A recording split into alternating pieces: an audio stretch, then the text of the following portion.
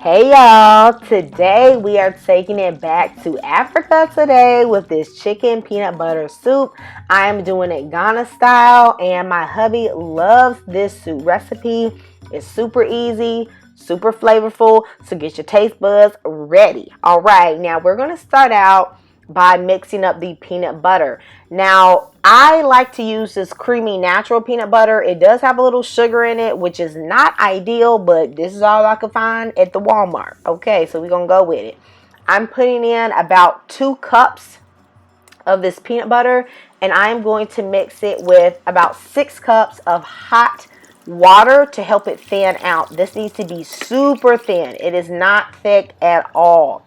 And I am going to pre-cook this peanut butter mixture. This is so that you know that the peanut butter is cooked really, really well. I'm going to cook it covered for about 10 minutes on a medium-low heat.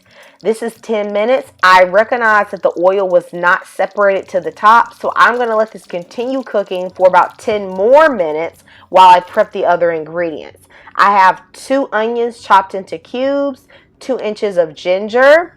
I have about 5 cloves of garlic, some cloves, about a teaspoon of fennel, half a teaspoon of cumin, some sage, allspice, rosemary, thyme, and basil is about a teaspoon each of those herbs, and about 3 whole tomatoes diced. These are just frozen from my garden, which is why, they look like that. I am going to blend all of this with about 2 cups of water in my blender. You could also use 2 cups of chicken broth, but I just use what I had. You do want to make sure this is very smooth because you want to get all the flavor out of those herbs that we put in there. Now I have 9 chicken drumsticks, and I'm going to first, pre-cook this with a little seasoning. I'm going to add in a cube of my green seasoning. I have the link for that on my channel. And I'm going to put in about a tablespoon of chicken Maggi.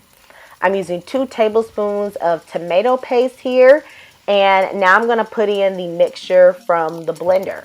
I like to strain out, the chunks in the blender mixture. The lumps just don't agree with me. Okay, but you don't have to do this. This is really optional. But I just don't like the bits in my soup. Okay, I just don't like it. So I am going to press out as much as I can, and then y'all know I ain't leaving the flavor in the blender. Honey, put a little water in that blender, and then pass it through the sieve and mix that through too. Now, whatever's left in this sieve, I'm just going to compost that because y'all know I got my garden, and so that's what I'm going to do with those extras. Now, this I'm just going to mix, and I'm going to let that chicken cook for about 15 minutes covered. Now, it's been 20 minutes now, and my peanut butter is ready. I know it's ready because all that oil is at the top. Okay, that's how you know it's good.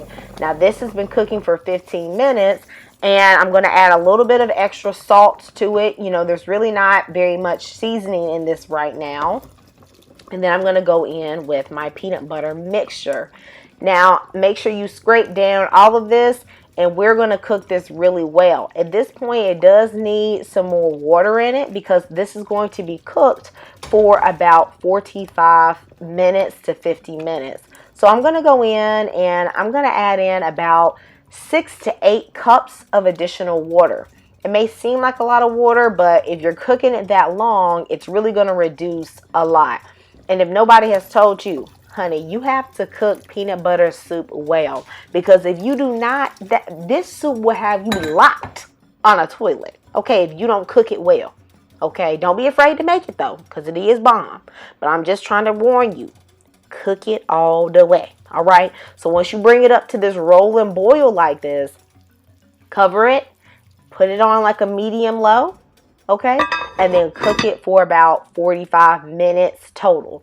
Now, while that is cooking, I like to make some rice. I prefer to serve my groundnut soup with rice, and I'm just putting 2 cups of rice to 2 cups of water with a little bit of salt and a little bit of oil in the Instant Pot, and I'm going to cook that for about 7 minutes, and then once it's done, I will release the pressure. But you can also serve this with fufu. I've done the powdered fufu mix for my hubby, and he really enjoys that. Now, about halfway through, I go in and add a little bit extra chicken Maggi and a little bit extra salt. And I also go in with a little bit extra rosemary and thyme. And I recognize that I almost forgot an important ingredient, which is some smoked shrimp. This adds a much needed smoky flavor that you are going to love in this soup. Hey, it was late, but better late than never. So I just ground up those shrimps and I tossed that in. And as you can see, I also put in 2 more habanero peppers. I didn't bust them. I just let them float around at the top and let them cook, just because anyone who wants heat can just take one of those peppers and they can just bust it themselves. But everyone else doesn't have to do it. I scrape down the sides to make sure, I got all the flavor. Okay, catch that flavor. And I allowed this to cook for about 15 more minutes. When mine was done, it was a little bit on the medium thick side, which I actually really like. But if you want it to be thinner, I would just go in with a little bit more water or chicken broth just to thin it out to your preference. Guys, I hope you always remember that the love of God is the most precious love of all, and He loves you so dearly. Thank you so much for joining me today in Kamir's Kitchen, and goodbye.